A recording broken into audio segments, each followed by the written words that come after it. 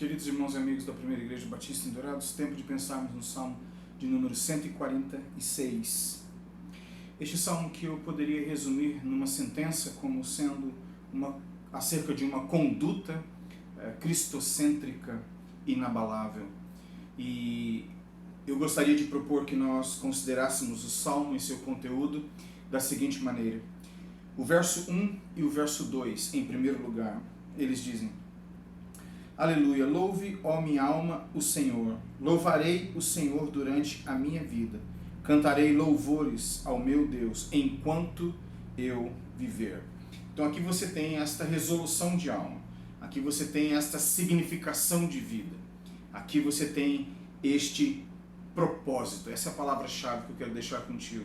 Esse propósito existencial que faz com que o salmista vá muito além das circunstâncias nas quais ele se encontra. E esta é uma das grandes bênçãos que nós temos de confiarmos no Senhor Deus como nosso Pai Celestial, aquele que está presente em nossas rotinas. E assim nós temos este salmista dizendo: cantarei louvores ao meu Deus enquanto eu viver. Existe um propósito, e uma vida vivida com um propósito, com significado, com plenitude, é uma vida obviamente muito abençoada, é uma vida maravilhosa de ser vivida quando você sabe onde está e sabe onde quer chegar e nada te deixa à deriva. Existem momentos de tempestade, sim, mas você não fica sem rumo, você não fica sem norte. E aqui está uma vida marcada por esta convicção firme, esta convicção inabalável de um propósito cristocêntrico. Os versos 3 e o verso 4 falam de uma outra realidade. Não confiem em príncipes nem nos filhos dos homens, em quem não há salvação. Sai-lhes o espírito e eles voltam ao pó. Nesse mesmo dia acabam todos os seus planos. E aqui eu tenho para mim que nestes versos reside um dos problemas mais comuns que nos aflige a alma. E eu me refiro ao problema de nós ficarmos oscilando entre uma confiança completa em Deus e uma confiança completa em homens. Nós transitamos, no momento estamos convictos de que somente Deus pode fazer. No momento seguinte nós já estamos confiando em que alguém fará alguma coisa e fará a diferença. E a palavra do Senhor nos ensina que não há segurança nem no status e também não há segurança na força, no número, especialmente naquilo que diz respeito a relacionamentos sanguíneos familiares. Não confie em príncipes nem nos filhos dos homens, em quem não há salvação. Vocês sabem muito bem que o profeta Jeremias falou sobre isso de maneira muito incisiva.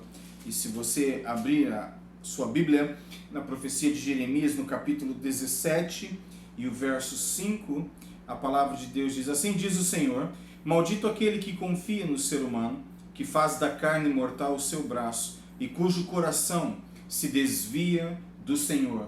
Então aqui nós temos o profeta Jeremias falando sobre esta tendência do ser humano, mesmo aqueles que temem ao Senhor, de confiarem demais em outros homens e ao ponto de deixarem o próprio Deus. Se você for a Isaías, no capítulo 30, os versos 1 ao verso 3, diz assim: ai dos filhos rebeldes, diz o Senhor, que executam planos que não procedem de mim, fazem aliança sem consultar o meu espírito, para acrescentarem pecado sobre pecado.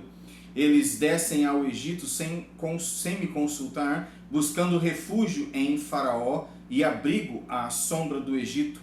Mas o refúgio de Faraó se transformará em vergonha para vocês, e o abrigo da sombra do Egito resultará em humilhação. Então aqui está, em outras palavras, em outros contextos históricos, o princípio sendo estabelecido, o de ficarmos firmes na dependência do Senhor e dele somente, não esperando de outros aquilo que não pode ser provido por homens. E se você puder também ir a João, no capítulo 2, os versos 24 e 25, a palavra do Senhor diz: mas o próprio Senhor Jesus confiava neles porque conhecia todos. Mas o próprio Jesus não confiava neles porque conhecia todos e não precisava que alguém lhe desse testemunho a respeito das pessoas, porque ele mesmo sabia o que era a natureza humana. Então, aqui de novo a ênfase neste ensino de que o próprio Filho de Deus sabia aquilo que o homem era capaz de fazer, e por esta razão, sabendo aquilo que havia no homem, ele não se deixava conhecer nem confiar além da medida. Mas se você for ao apóstolo Paulo, na segunda aos Coríntios, no capítulo 1 e o verso 9, o apóstolo Paulo ensina o seguinte: de fato tivemos em nós mesmos a sentença de morte, para que não confiássemos em nós mesmos, e sim no Deus que ressuscita os mortos. Então, não é nenhuma questão de não confiarmos nos outros, é também uma questão de não confiarmos demasiadamente em nós mesmos. E estas passagens, eu creio, corroboram e ajudam a firmar esse ponto de que nós não podemos oscilar na nossa confiança entre homens e confiar no Senhor Deus. Assim, nós aprendemos essa lição, e a palavra-chave nessa segunda parte do Salmo 146, para mim, é a palavra prática. Então, em primeiro lugar, nós encontramos um homem de fé vivendo uma vida de propósito, mas também uma experiência de uma prática de vida religiosa, de vida espiritual, de vida de dedicação ao Senhor, e uma prática que faz com que a vida fique então cada vez mais de maneira cristocêntrica em sua conduta e assim inabalável. Os versos 5 ao verso 9 falam sobre uma outra realidade. Bem-aventurado todo aquele que tem o Deus de Jacó por seu auxílio, cuja esperança está no Senhor seu Deus, que fez os céus e a terra, o mar e tudo que neles há, e mantém para sempre a sua fidelidade, que faz justiça aos oprimidos e dá pão aos que têm fome. O Senhor liberta os encarcerados, o Senhor abre os olhos aos cegos, o Senhor levanta os abatidos, o Senhor ama os justos. E assim também o verso 9 que diz: o Senhor guarda o estrangeiro, ampara o órfão e a viúva, porém transtorna o caminho dos ímpios. Nesta terceira parte do Salmo eu encontro esta questão do parâmetro. Em primeiro lugar, o propósito. Depois, a prática de confiança no Senhor Deus. Agora, o parâmetro. E o parâmetro da vida do salmista é nenhum outro senão o próprio Deus. Por isso ele descreve o Senhor desta maneira tão detalhada e tão intensa. E aí nós temos no verso 10, a última parte do Salmo, e acerca do poder. O Senhor reina para sempre, seu Deus, ó Sião, reina de geração em geração.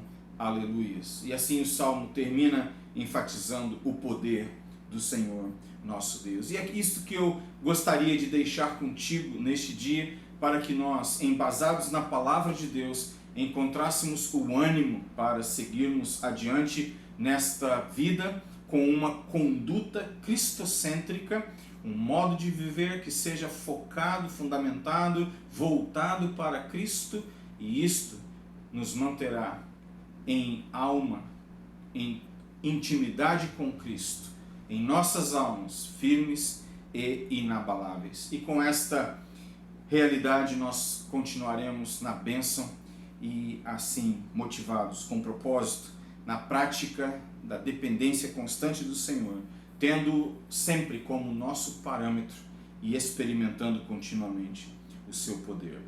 E nesse sentido eu gostaria de orar, que nós tivéssemos então esta experiência contínua com o Senhor nosso Deus, e que ninguém e nada venha abalar o nosso relacionamento e a nossa conduta em Cristo. Vamos orar juntos.